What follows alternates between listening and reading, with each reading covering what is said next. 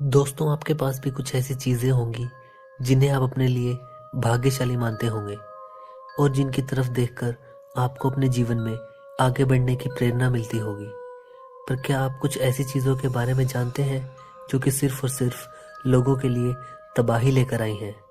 आज हम बात करेंगे 5 श्रापित चीजों के बारे में और जानेंगे उनसे जुड़ी कहानियों को। James dean scar. James dean का जन्म 1931 में हुआ था और वो अपने समय का बेहद मशहूर एक्टर बन गया था।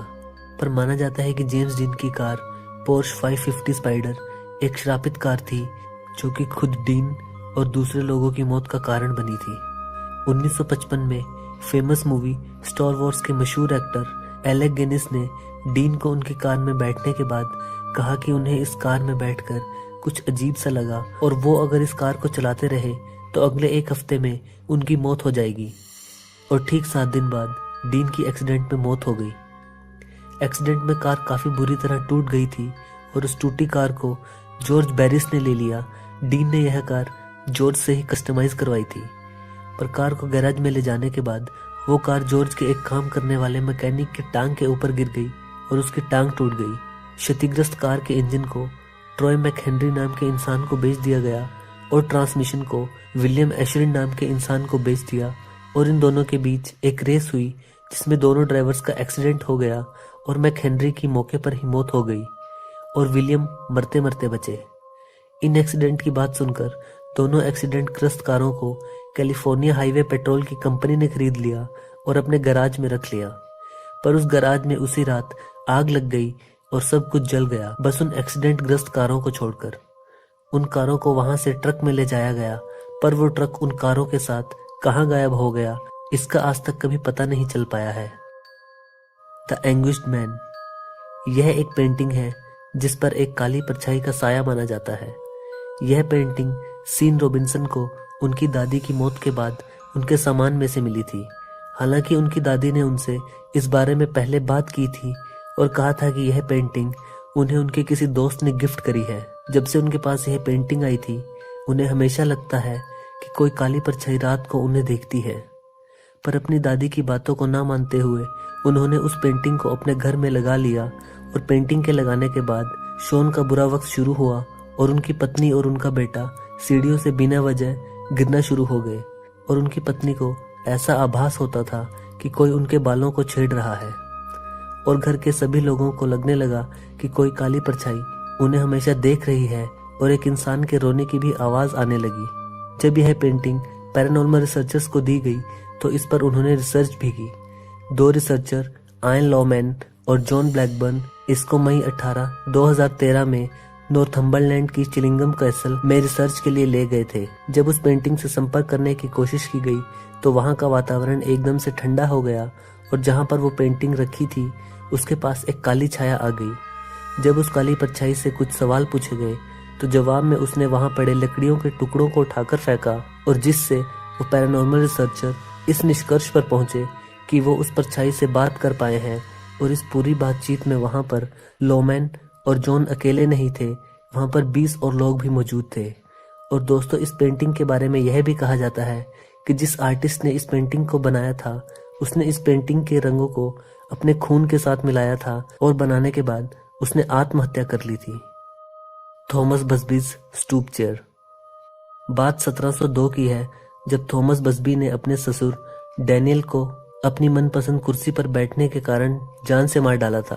बसबी एक बार में दारू पिया करता था जहां पर एक कुर्सी थी जो बसबी को बेहद पसंद थी और अगर कोई उसकी कुर्सी पर बैठ जाता था तो वो चिल्ला उठता था। एक शाम जब डैनियल उस कुर्सी पर बैठकर बसबी को चिढ़ाने लगा तो बसबी ने डैनियल का पीछा कर उसे जान से मार डाला। उसके इस गुनाह की सजा उसे फांसी देकर दी गई। जब उसे फांसी दी जाने वाली थी तो जो लोग उसे देखने आए थे उसने उन सबके सामने ऐलान किया कि अगर कोई भी उसके मरने के बाद उसकी कुर्सी पर बैठेगा तो वो सब जल्द ही एक भयानक मौत का शिकार होंगे।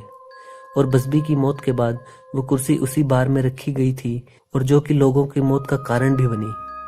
सबसे पहली मौत एक चिमनी साफ करने वाले की हुई जब वो आराम के लिए बसबी की कुर्सी पर बैठ गया था। जैसे ही वो आराम करके छत पर चिमनी साफ करने गया वो फिसल कर गिर गया और उसकी मौके पर ही मौत हो गई। बसबी का श्राप तब और सच माना जाने लगा जब वहां पर सैनिकों का आना शुरू हुआ और वो उस कुर्सी पर बैठना शुरू हुए। जितने भी सैनिक उस कुर्सी पर बैठे उनमें से कोई भी नहीं बच पाया, सब लड़ाई में मारे गए। 1967 में जब RAF के 2 पायलट उस बार में आए तो वहां के लोगों द्वारा उन्हें बसबी की कुर्सी पर बैठने के लिए उकसाया गया। वो दोनों उस कुर्सी पर बैठ गए और घर जाते वक्त उनकी गाड़ी एक पेड़ से टकराई और उन दोनों की मौत हो गई। उस बार में एक काम करने वाली बूढ़ी औरत का काम करते हुए पैर फिसल गया और वो कुर्सी पर गिर गई और जिसके कुछ समय बाद ही उस औरत की भी मौत हो गई। कुछ समय बाद एक डिलीवरी करने वाला एक आदमी आया और वो उस कुर्सी पर बैठ गया और वापस जाते वक्त उस दिन उस डिलीवरी वाले की भी मौत हो गई। कुछ ही समय में ये कुर्सी लगभग 63 लोगों की मौत का कारण बनी और बार के मालिक ने इस कुर्सी को वहां से हटवाकर पास के थर्क्स म्यूजियम में रखवाने का फैसला किया और इस कुर्सी को जमीन पर नहीं बल्कि हवा में लगभग 5.5 फुट ऊपर रखवाया गया है ताकि इस कुर्सी पर कोई भी इंसान गलती से ना बैठ जाए। दिल्ली पर्पल सैफिर, यह एक कीमती पत्थर था जो कि एक अंग्रेजी सैनिक कॉलोनल W फेरिस द्वारा इंद्र के मंदिर से 1857 में चुराया गया था।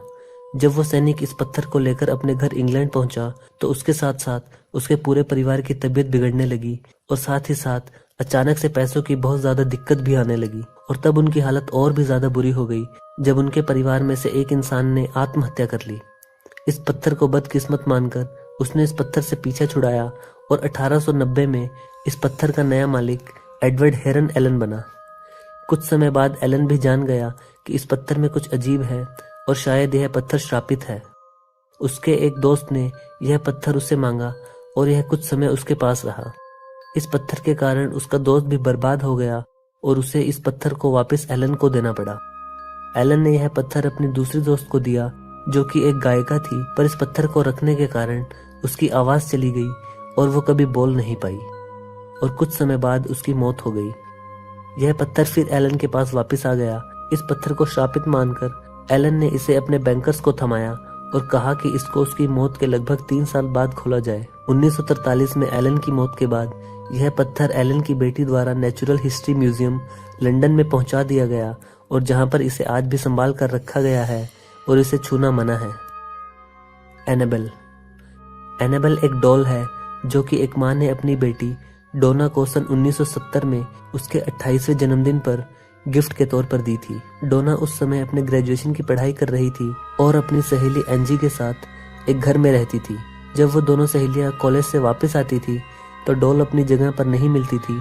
कभी वो दूसरे कमरे में मिलती थी और कभी वो कुर्सी के पास खड़ी मिलती थी और कभी कभी वो डॉल पेपर पर डोना के लिए मैसेज में हेल्प भी लिखती थी। डोना का एक फ्रेंड लव भी था जो कभी कभी उन दोनों सहेलियों से मिलने आता था और उसे वह डॉल पसंद नहीं थी क्योंकि वो डॉल उसे कई बार डरा चुकी थी। पर लव के बोलने पर भी डोना उस डॉल को अपने से अलग नहीं करना चाहती थी। एक बार लव की पीठ पर उस डॉल के कारण पंजों के निशान पड़ गए और जिसके कारण उसका काफी खून भी निकला। यह देखकर डोना ने उस डॉल को छोड़ने का फैसला किया और एड और लॉरीन वारेन को बुलाया गया जो कि पैरानॉर्मल इन्वेस्टिगेटर है। उन्होंने बताया कि इस डॉल पर किसी शैतान का साया है और वो उस डॉल को वहां से अपने साथ ले गए। वॉरेंस ने इस डॉल को अपने म्यूजियम में एक कांच के बक्से में आज भी रखा हुआ है और कहा जाता है कि यह डॉल आज भी इस बक्से में अपने हाथ पांव हिलाती है और इस बक्से को हाथ लगाना मना है। एक बार एक टूरिस्ट जो इस म्यूजियम में आया था उसने इस डॉल के बक्से को छुआ था और डॉल को कहा कि वो उसके साथ कुछ बुरा करके दिखाए। 3 घंटे बाद उस आदमी की रोड एक्सीडेंट में मौत हो गई थी। तो दोस्तों यह थी वीडियो 5 श्रापित चीजों के बारे में। अगर आपको वीडियो पसंद आए तो इसे लाइक और शेयर करना ना भूलें और अगर आप इस चैनल पर नए हैं तो चैनल को सब्सक्राइब जरूर करें। अगली बार एक ऐसी ही रोमांचक वीडियो लेकर प्रस्तुत होऊंगा। तब तक के लिए नमस्कार।